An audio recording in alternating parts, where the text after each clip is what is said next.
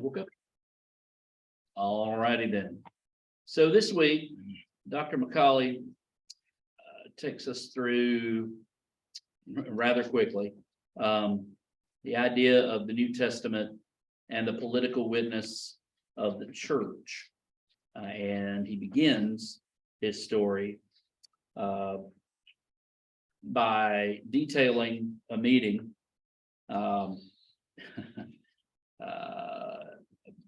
it almost sounds like a joke at the beginning, you know, a priest, a rabbi, and a Methodist minister walk into a bar. But it was anything but a joke.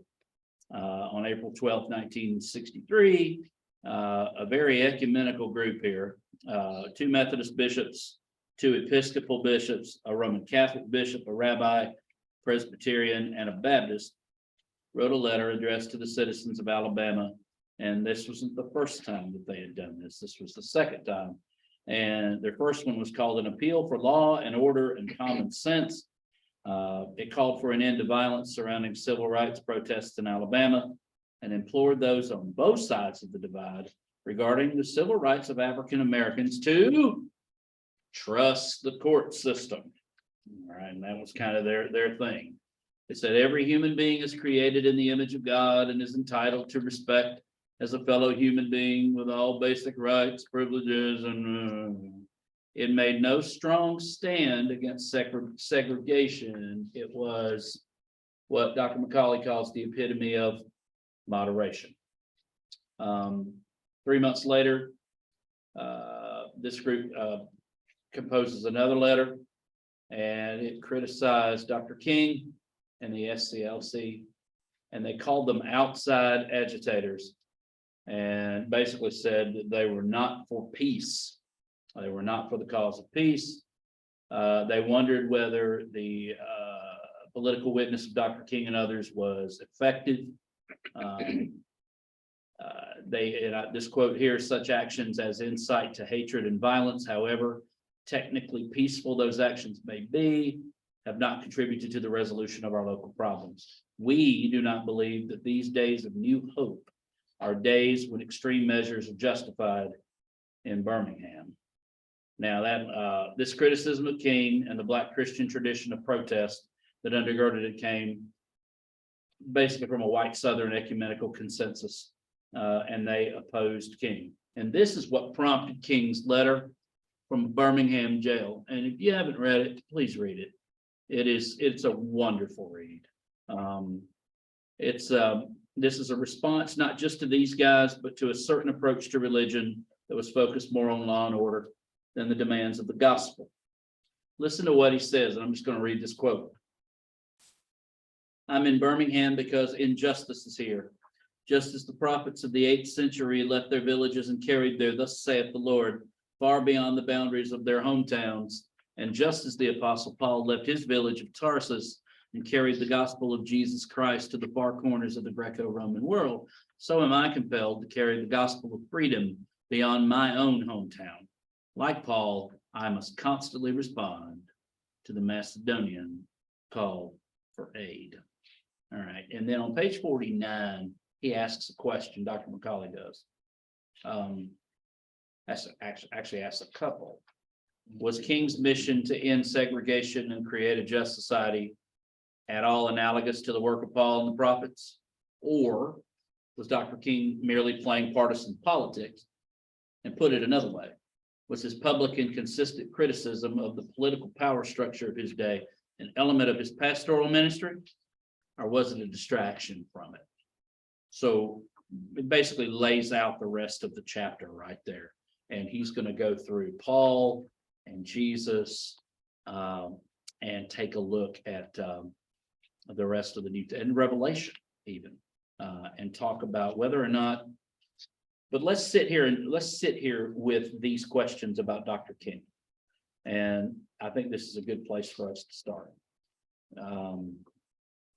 Was it King's mission? Was his mission to end segregation and create a just society at all analogous or similar to the work of Paul and the prophets, or was it merely partisan politics? Let's start there. Are we up? Go ahead. Yeah, go ahead. I fall on the first side of that. Okay, that It was. Yep. Analogous to the work of Paul. Yep.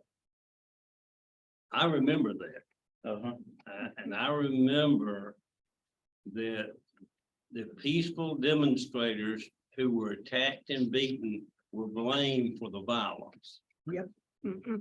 You know, Yeah. it was their fault. If they hadn't have been down here walking on the streets, we wouldn't have beat them up and put the dogs on.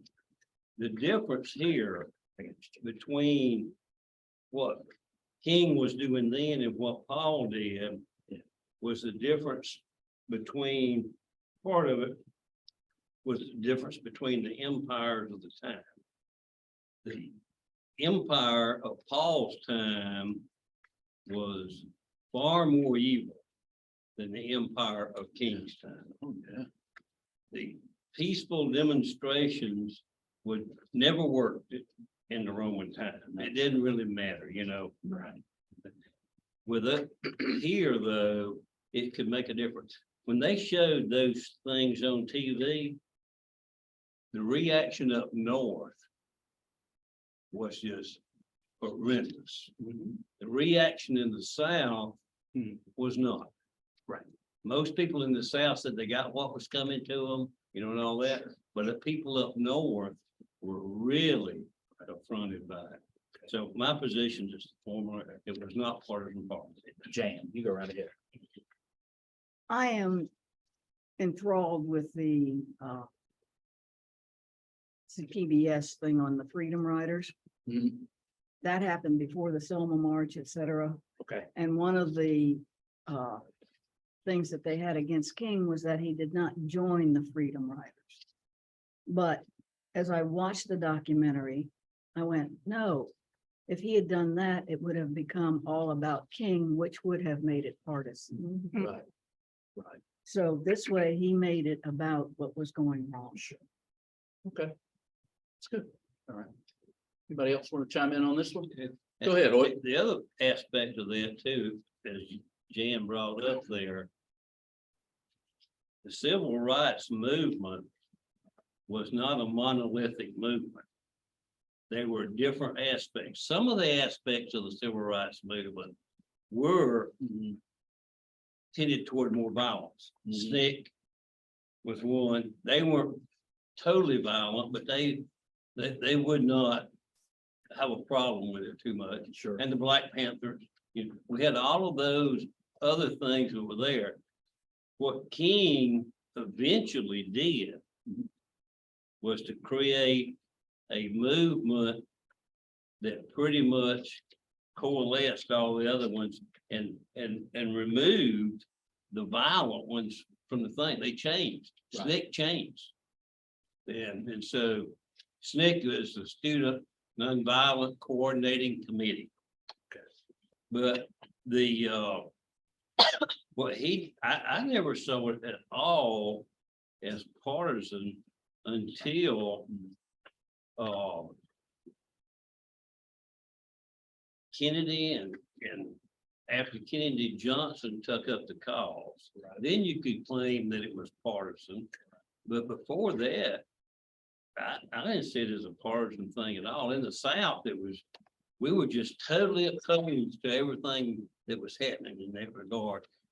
The preachers here said this moderation thing, right, you know, give it time, let's Give do it it time. over time. give you it know. time, yeah. And that, if we had taken their advice, we'd still be waiting. Yeah, it's good. So the second question.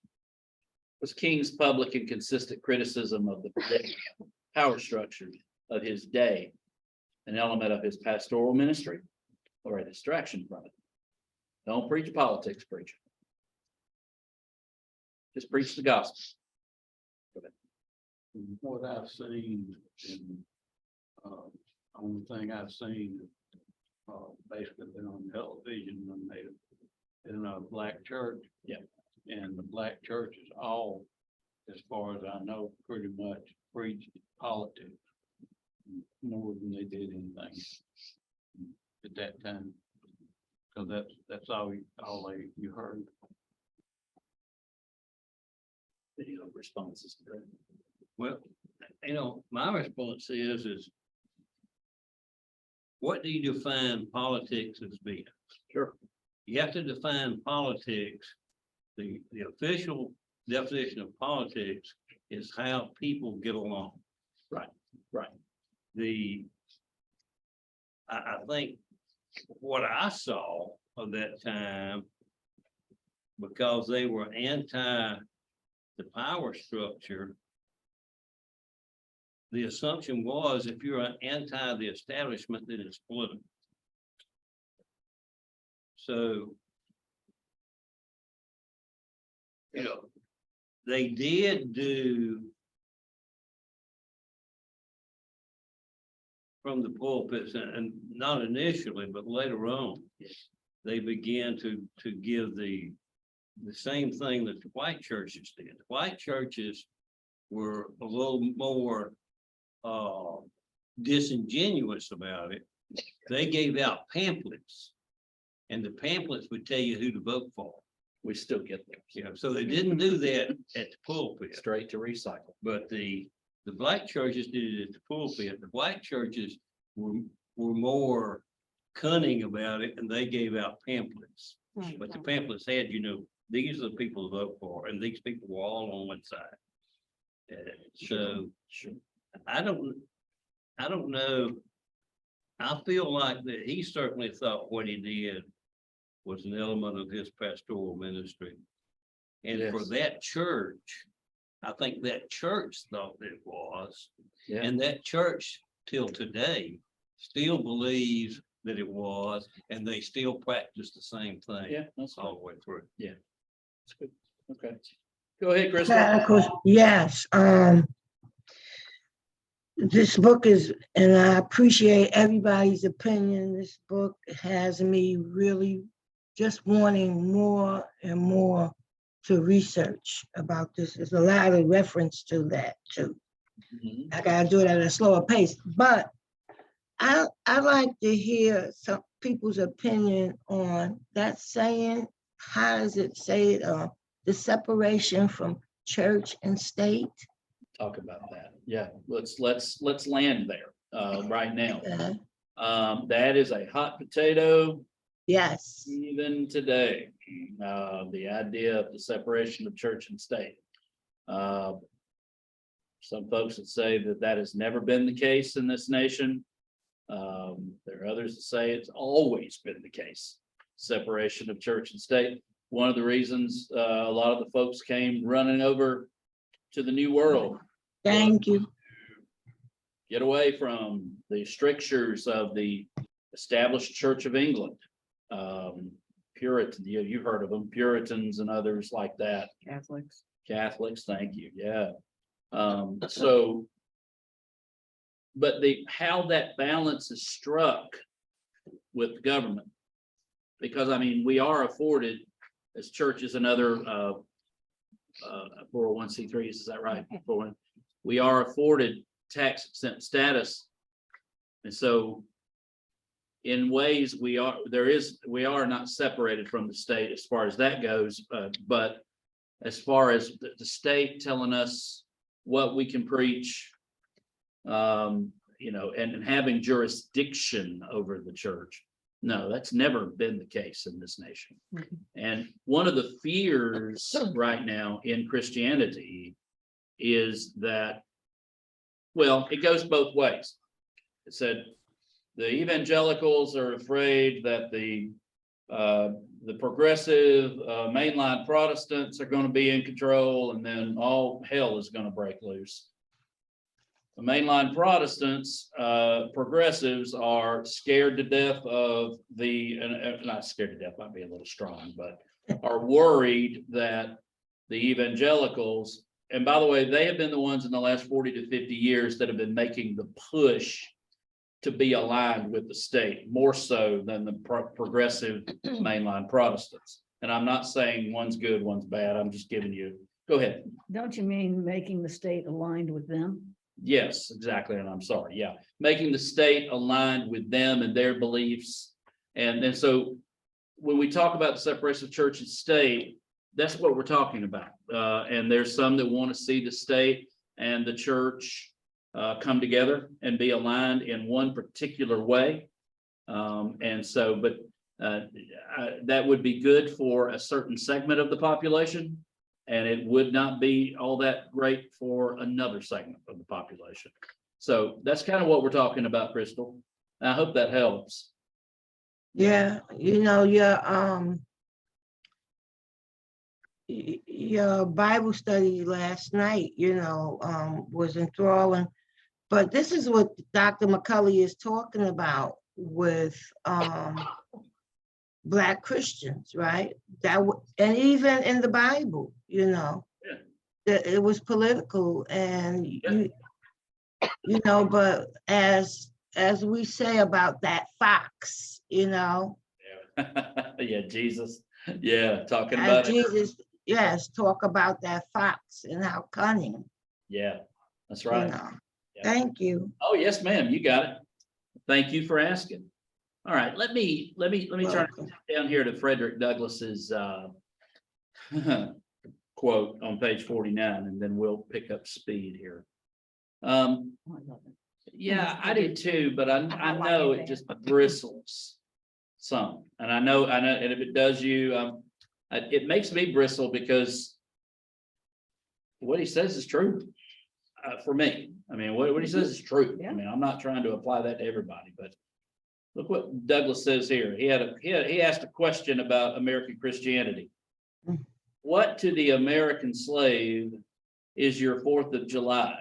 I answer, a day that reveals to him, more than all other days in the year, the gross injustice and cruelty to which he is the constant victim. To him, your celebration is a sham, your boasted liberty an unholy license, your national greatness swelling vanity. Your sounds of rejoicing are empty and heartless. Your denunciation of tyrants, brass-fronted impudence. Your shouts of liberty and equality, hollow mockery. And then he puts this in italics. Your prayers and hymns, your sermons and thanksgivings, with all your religious parade and solemnity, are to him mere bombast, fraud, deception, impiety, hypocrisy, a thin veil to cover up crimes which would disgrace a nation of savages. I wish that he'd have been a little bit more specific. And He should have told us how he really felt. yeah, I was looking for him to kind of get to the point.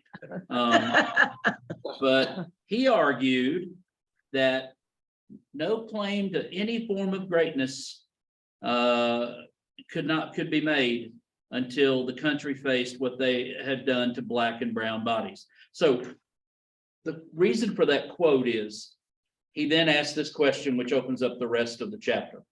Does the Bible support Frederick Douglass and Reverend Dr. King's assertions?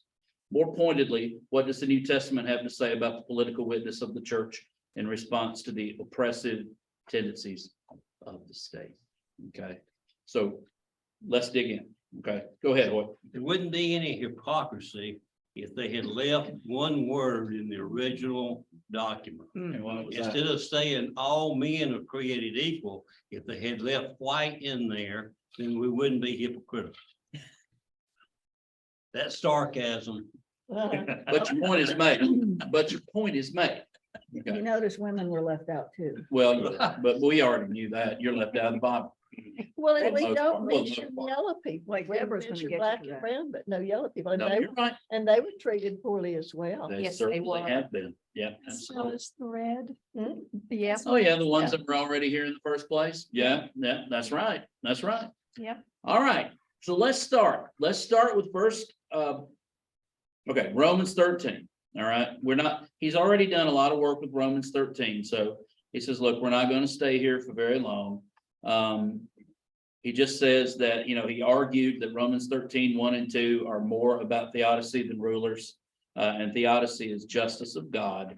It's a question of the justice of God. And in case you have forgotten what Romans 13, 1 and 2 had to offer us, let me pull that up and read that for us. Romans 13, 1 to 2. All right, here's what it says. Let every person be subject to the governing authorities, for there is no authority except by God's appointment, and the authorities that exist have been instituted by God. So the person who resists such authority resists the ordinance of God, and those who resist will incur judgment. Okay. He says that probably had, and that was last chapter, so probably has more to do with questions of justice of God than the rulers themselves. Then he says Romans 9:16 in the wider Old Testament gives us examples of God using humans to take down corrupt regimes. And therefore, the whole passage, Romans 13:1-7, should be read as a testimony to our inability to discern when God's judgment will arrive. This does not mean that a Christian cannot protest injustice. It means that we cannot claim God's justification for violent revolution. Submission and acquiescence are two different things. And that's important for us to remember. But what about 1 Timothy 2:1-4? Let me read that for us. First of all, then, again, this is Paul, maybe, I believe it is. He says, I urge that supplications, prayers, intercessions, and thanksgivings be made for everyone, for kings and all who are in high positions, so that we may lead a quiet and peaceable life in all godliness and dignity. This is right and is acceptable in the sight of God our Savior, who desires everyone to be saved and to come to the knowledge of the truth. Okay. There is a misconception. All right, and I'm skipping a paragraph. The misconception here is that Christians are called to pray and not to speak plainly about contemporary concerns, but that fails to take seriously Paul's own testimony in 1 Timothy about injustice. A quick glance at chapter 1 will reveal that Paul makes a not so subtle jab at the practices and laws of Rome. He argues that the law was not put in place for the righteous, but the ungodly. And his point is that the law prescribes punishments for the wicked, not those obedient to their creator. He then lays out the kinds of ungodliness that the Old Testament law condemns. And one of the groups that he singles out are the anthropodistas, the slave traders. He groups these slave traders in a category of those who are contrary to sound doctrine. And when Paul refers to sound doctrine, it's didaskalia. He has in mind the received teaching of Christians everywhere. So bottom line, he says that Paul says that slave trading is a theological error to be shunned by Christians. But, you know, in fact, slave trading was seen as a good way to make money. And he says he's quite sure there are no laws against slave trading in Rome, and there weren't. So Paul's call to pray. So if we know that, if we go back and we look at Paul's call to pray for leaders, he critiques an established practice of the empire as wicked and indicative of ungodly behavior. So prayer for leaders and criticism, and this is kind of where the rubber meets the road. Prayer for leaders and criticism of their practices are not mutually exclusive ideas. Both have biblical warrant in the same letter. From 2016 to 2020, every single day, I prayed for, by name, Donald J. Trump. And it wasn't some smart aleck, let another take his office or some kind of junk like that. It was, I sincerely prayed for wisdom and discernment for this man as he was our leader. And I was critical of his stuff. Okay. I mean, and I did not see the disconnect. I saw, there really isn't a disconnect. You can pray for somebody and not agree with them. Absolutely. Not everybody's been married, but you can pray for your husband and be looking at him like, no, and the same is true in the other way. You can pray for your wife and be like, I don't know about them today. They don't have to be mutually exclusive ideas. Paul, they have biblical warrant. You can pray for the emperor, but you can also be critical of the emperor, and it would be at the risk of your life back then. Back then, yeah. Yeah, sure. So, okay. I love it when he says he's an Anglican clergy person, because it always just kind of strikes some people weird, but he is. He prays, as I do, as part of our weekly Sunday liturgy and daily private devotions. I do that as well.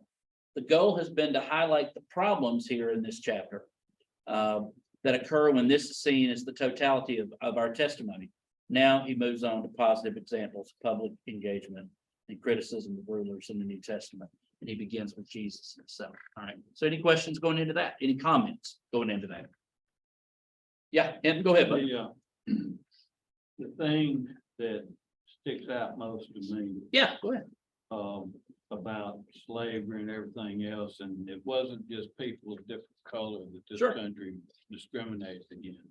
The Italians, when they came over, they were discriminated against. The Irish, Certainly. everybody that Jews. came over here that was any different at all has been discriminated against in this country. Certainly.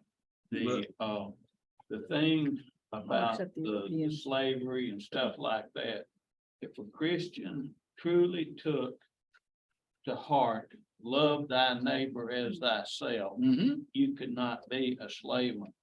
Agreed. You would have to, I don't know whether you would say you would completely turn them loose, or you'd start paying them or doing something to treat them a little bit better than you were treating them. Right. But it all boils down to that. If you, treat the other person the way you want to be treated yourself. Yeah. Then that takes care of 99% of the problem here. It's just that we're, Yeah. caught up in wanting it our way. Yeah, Um, yeah, carry on. My memory is faulty, but I believe that Jefferson went to great lengths to prove that the slaves were subhuman Oh, he did. Well, there's and been a therefore lot of did not people have to done be that. treated as neighbors. But the point I'm getting at is that if every Christian truly took to heart and Mhm. treated everybody the way they wanted to be treated. Well, That's that what was happens. Jefferson's justification for not treating them as neighbors. And he- yeah, because he- of he course said- he was- Amen. Yeah, that's, Back in the 70s and 80s, there's somebody did a study talking about the reason that or blacks could run faster than whites was because of the makeup of their body. And Crystal, I don't mean to say. Yeah, because I've heard it too. But it's the fact, there's been studies all during history and not so long ago. sure. And yet when they followed the male Y chromosome back to the tribe that had the purest, they were in Africa. Thank you. Yes. And a lot of these theories, that's all they are. You call them studies, but a lot of it is theoretical too. You have to prove it to me. I'm from Missouri. You gotta prove it to me. And it's so sad. And I know today, and I often say it now and back then, and I hope in the future, like I hope. I know why Jesus wept. Yes. Yeah. This is the reason why he wept. Yeah. Because we have to, and we know what it is. God is love, and that's all it is. But we know why it's still, because it was about a power, a greed Right. that people wanted. And it still goes on today. I think a lot of this stuff that's going on with these children, they see they are doing without, and they want it too. And if this is the only way that our government is going to let us have it by stealing, all these guns, and I'm just in any instance of it, So I like you said, I have to keep praying for even the people that I don't agree with. Yeah, amen. It's good. It's good. Thank you, Chris. Thank you, everybody. Boy, go ahead, bud. I think most all problems are complicated, and we look for a 30-second answer to a question that a 500-page book is required to answer it. Right. The part of the problem was in the Old Testament, slavery was only forbidden that you could not enslave a fellow Jew, Yeah, that's right. but you could enslave anybody else, and it was okay. Or it seemed to be anyway, that's the way they operated. I think here, while we discriminate against the Italians, the Irish, the Polish, and even the Chinese, who we brought over too. But we only enslave the blacks. Why is that? We didn't, I'm sorry, Crystal, She said, why is that? why is that? Yeah, I think that, I got some theory too behind that. yeah, Well, they wanted somebody to do their work. well, No, not just that, not just that. It's the physicality that what's his name talked about. you're right. They- Dave. You're right too. they Chris. had- And same thing with the Chinese. They brought them over here to do the work. Right, but if I could answer that, but I guess I want you to finish. I know, we've got a lot of people want to jump in. Oh, wait, go ahead. I was- Right, Hoyt?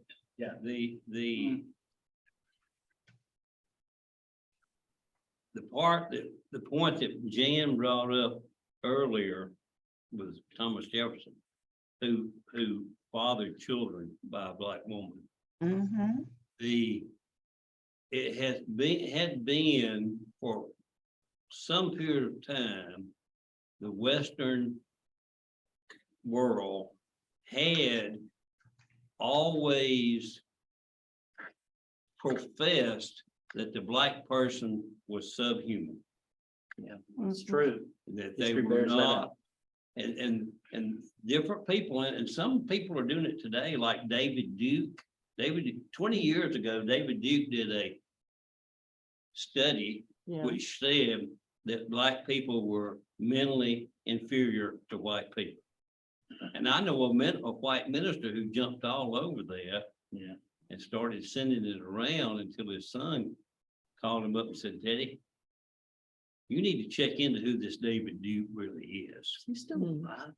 David Duke Yeah. is still Yeah. alive, yes. Okay. But so I think it was always that part. And I can remember growing up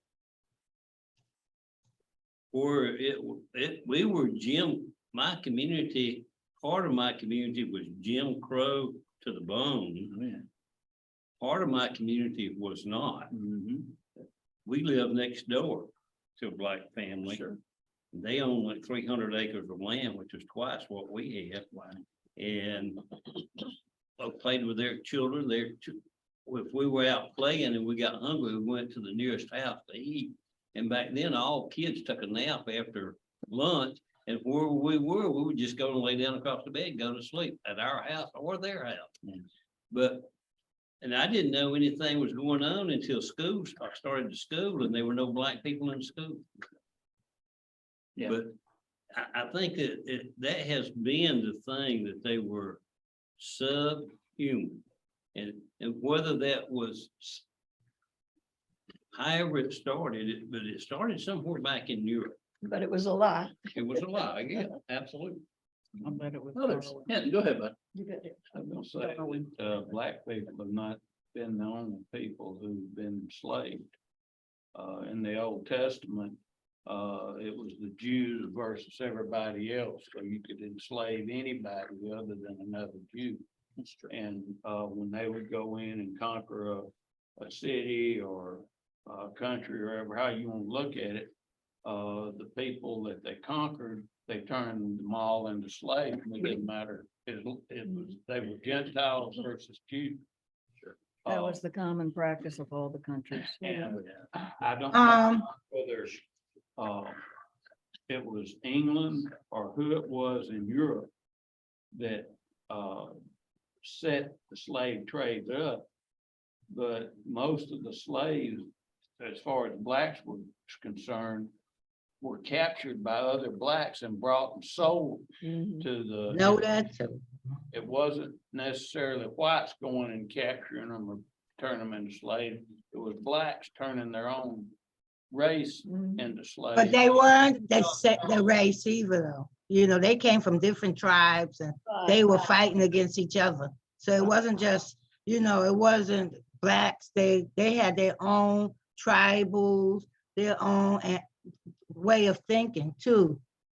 And so you're right about that. But let me ask you Yeah. this question. Sure, go ahead. Why was it, like you say, blacks? What do you think? Why were they, or the historians prove, if you take away their religion, if you take away their children, and you could keep them now, when they allow other types of slaves, they died out? Was it physical? Or was it they didn't pray? Maybe they weren't have a culture of prayer. Maybe the Black people, not, they want to just say it was because of their physicality, because the other type of slaves died out. But historians prove, let's take away all of this from them.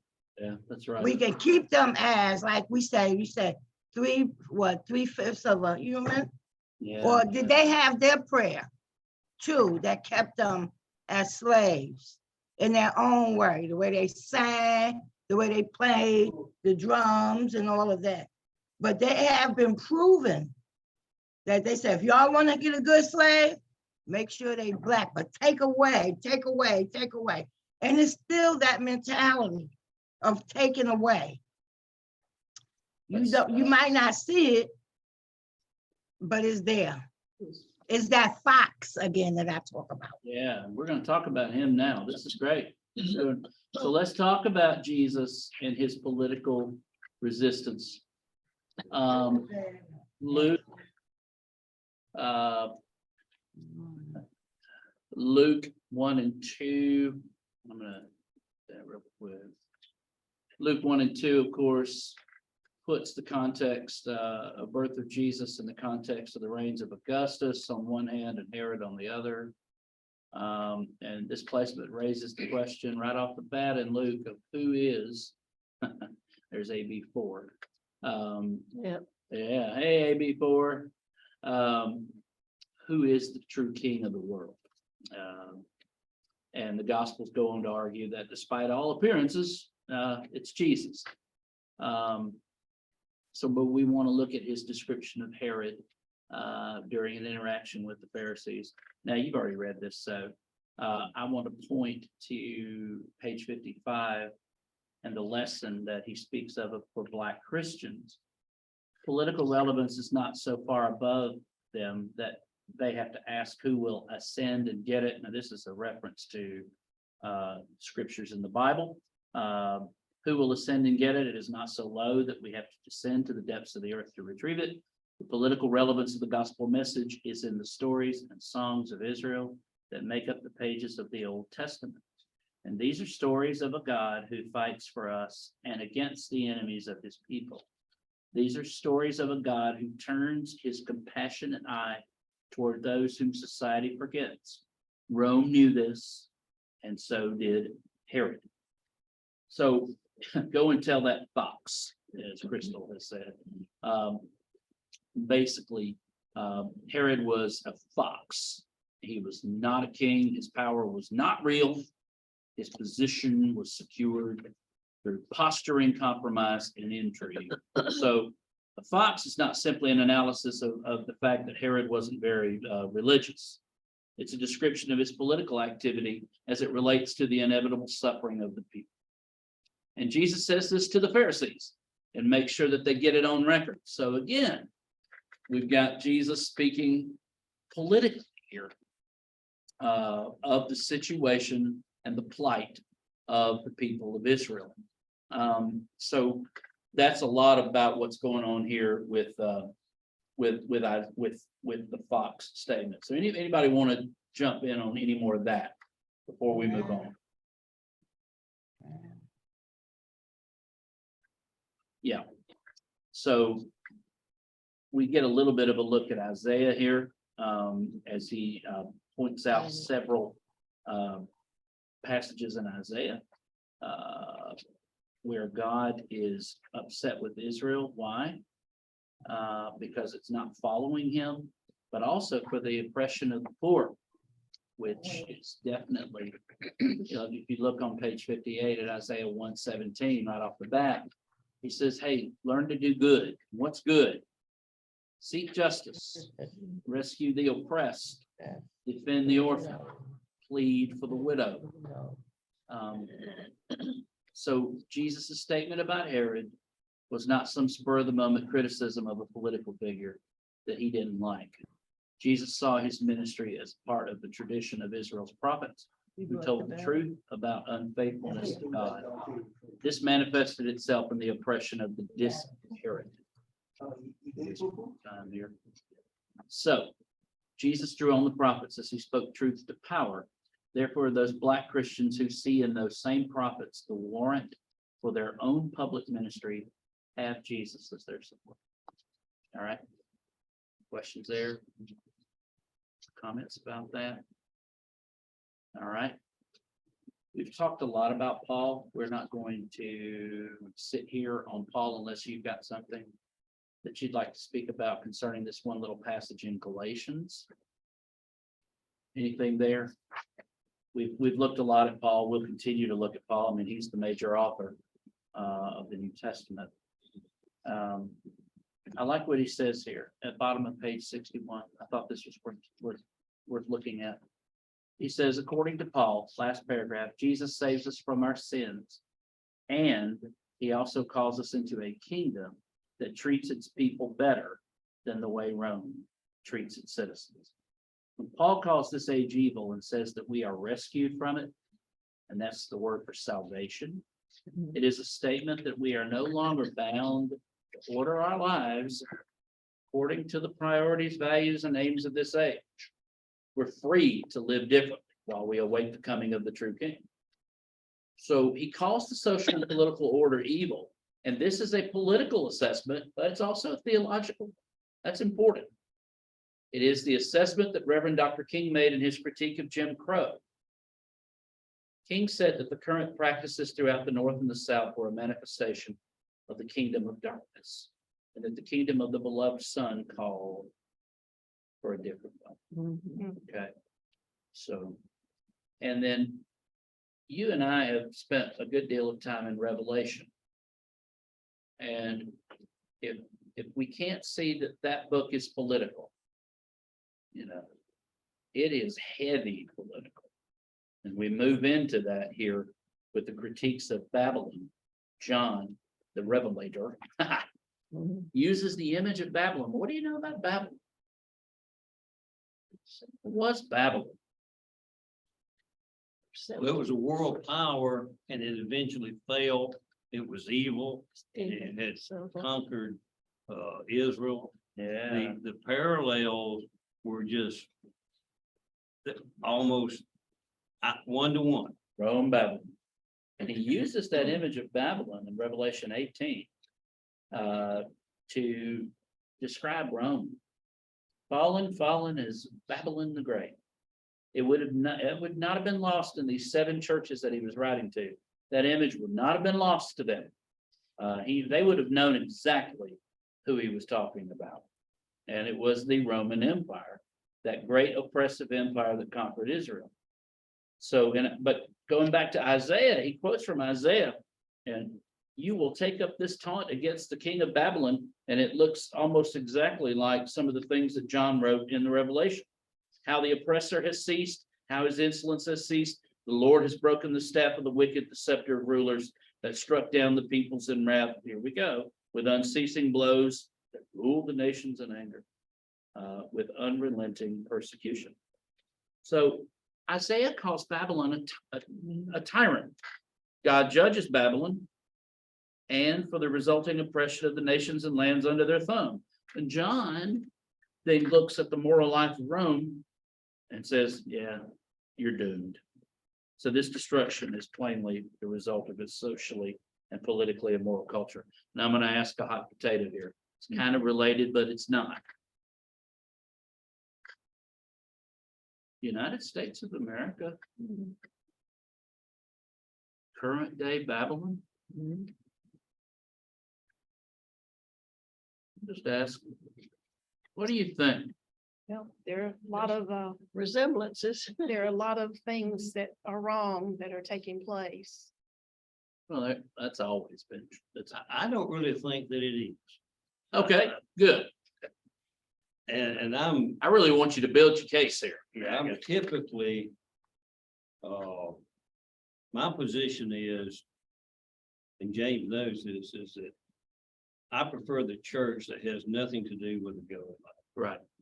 I don't like anything to do with the government. in the church. Right. So, knowing that's where I am, but in an appraisal of the United States, we have done things like overthrow democratic governments around the world. The first Iraqi government at the end of World War II was democracy. We overthrew it so that BP wouldn't have to share any oil revenues with it. We overthrew a democratic elected government in Chile. We have done it all around the world. Sure. We have done things like that, but we have also done things that Babylon did not do on the good side. Oh, yeah. We have helped people all around the world. We have fed people when there's a disaster somewhere. We're usually the first ones on the scene. Okay. And so while we're not perfect, we're far from perfect. We're not Babylon and we're not Rome. We are not yet a fascist state. Right. They were. Right. And we are or we're trying to create a more perfect union, making a lot of mistakes along the way, but you have to look back. Before us, there really was no, we didn't have an example to follow. We didn't have a manual to go by. No. So we did it as asking for God's help, but we did it as the best we could do as human beings, or not maybe the best we could do, maybe the best we thought we could do at the time. Yeah. So I don't think it is a present day Babylon. It is an empire and it has done some horrible things. Right. Very horrible. I think that's an important distinction, Mhm. that yes, it is an empire, but it's not that. Yeah, I think that's good. That's great.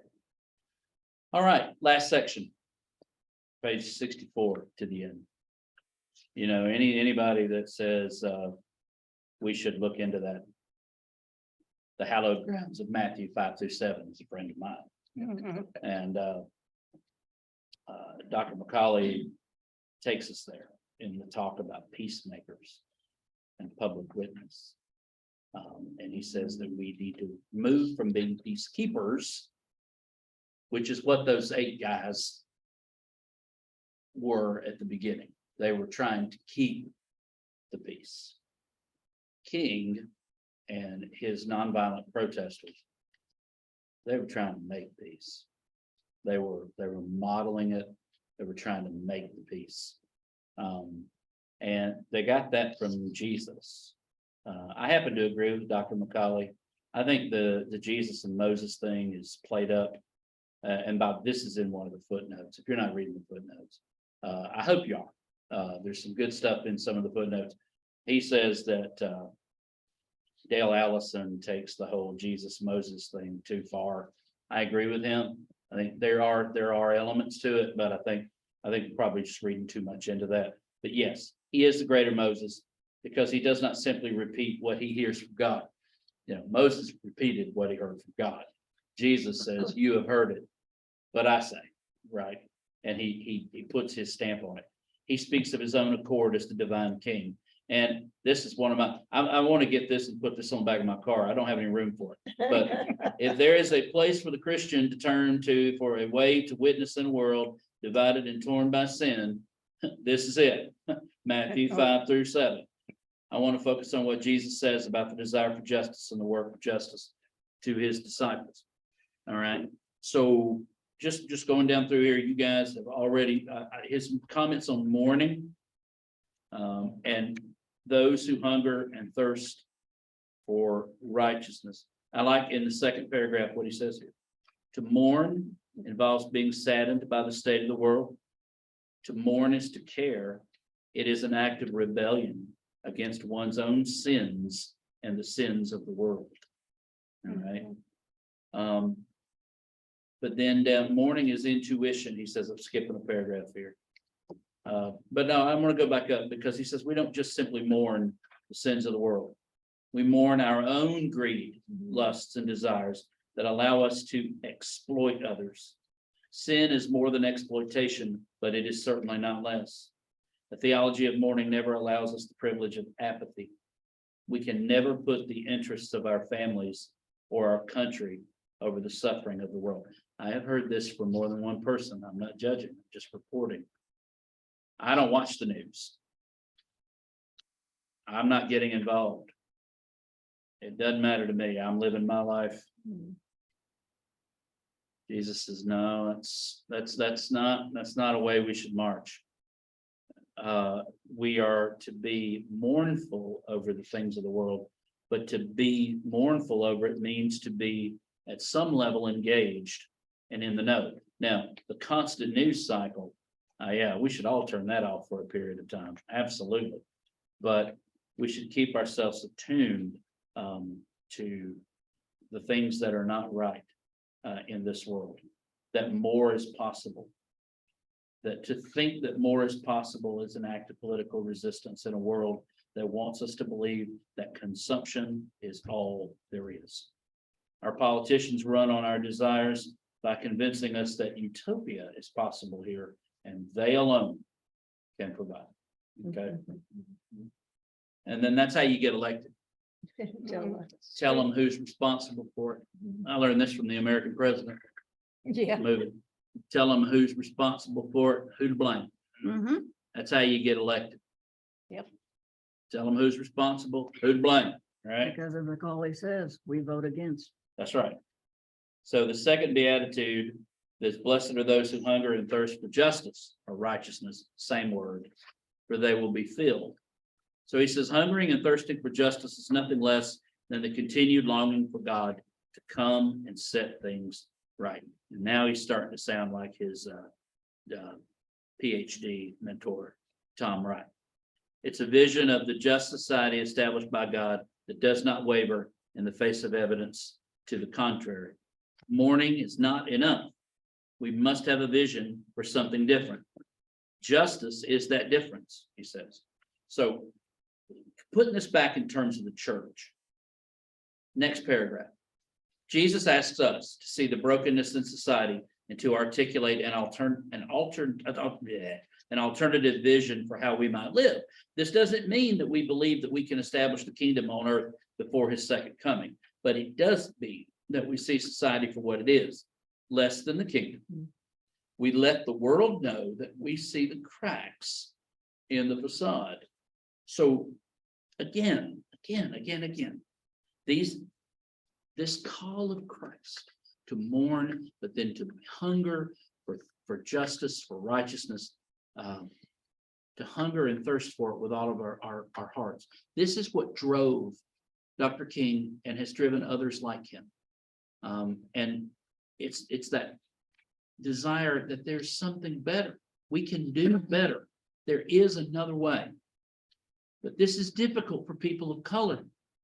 This is a lot more difficult for people of color. And as a white man, I've got 1,000 explain-aways that I can, and I'm just talking about myself. I'm not talking about anybody else. I say, well, they have the same opportunities. No, they haven't. And they don't. And it's still true today. Mhm. And while their Jim Crow is not official law, but there's still that separation, not in every quarter, but certainly still down here in the buckle of the Bible Belt, is still, and this goes back centuries. And I know we get well, I wasn't responsible, or no, but our ancestors were. Our ancestors were. And this has been, and I've often wondered, and this may not even be relevant for this chapter, but I watched it happen in Austell, where I grew up. All the white people flew west and northwest, up into Marietta, up into Kennesaw, over into Hiram, and way over into Dallas. And the minorities came in, and the area just went. I mean, it's dangerous. I mean, even now to drive through Austell and Mapleton. I mean, it's reverse dangerous. It's reverse dangerous. It's, if you're a person of white, You know, it's kind of not, you know, but I wonder why that happens in places. I wonder why. And the problem is because that cycle of that belief, I believe this, and I think Dr. Macaulay would say yes, that there's this belief we cannot rise above. We cannot rise above. I really believe that, but it's not true. But if you've been raised with that, and that's been passed down from generation to generation to generation, I wouldn't be so surprised if it didn't just surf into your DNA. Yeah, and then so, I mean, I just bring that up as it's just a struggle. It really is, yeah. I think a good example for all of the areas around the South that are like that Yeah, is Jackson, Mississippi. gotcha. When the federal government enforced integration in 60 something there, 67 or 9, I think. Right. What happened was the white people moved out of Jackson itself into private schools in the suburbs, which left the public schools that they had then became predominantly black.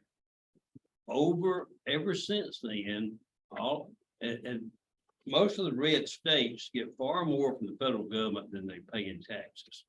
Mississippi gets a ton of money from the federal government, but the state government decides where that money is spent. That money is spent in a circle around Jackson, not into Jackson itself. All of these communities out here have modern water systems. All of these communities out here have better roads. They have everything. All the money goes into the suburb. None of the money went into the city itself. And so what you see has happened is that the water system in Jackson is the water system that was put in before the 60s. And that happens in, like when the expressways came through, Yes. they came through prosperous black communities. And because they busted up the prosperous black community, then you were left with low income black communities on each side of the expressway. It happened in Atlanta, happened everywhere you go. It happened. East St. Louis. Yeah, St. Louis. yeah. I've got to go. I do Okay. want to say one No, thing. go ahead, and then we'll On be done. page 70, Yeah, or if we talk about, I have a hard time pronouncing this word. The theodicy. the Odyssey. Yeah. I want to read what Go ahead, please. N.T. Wright says about that. Uh-oh. Quote. N.T. Wright, quote, reminds us that the scriptures are frustratingly indirect and incomplete in answering questions of theodicy. Odyssey. You got it, the word. And that word is basically, if we have God is love and God is all powerful, why does bad things happen to good people? That's what the Odyssey. Odyssey means. It's the Odyssey. And Wright says the scriptures are frustratingly indirect and incomplete in answering that question. He does.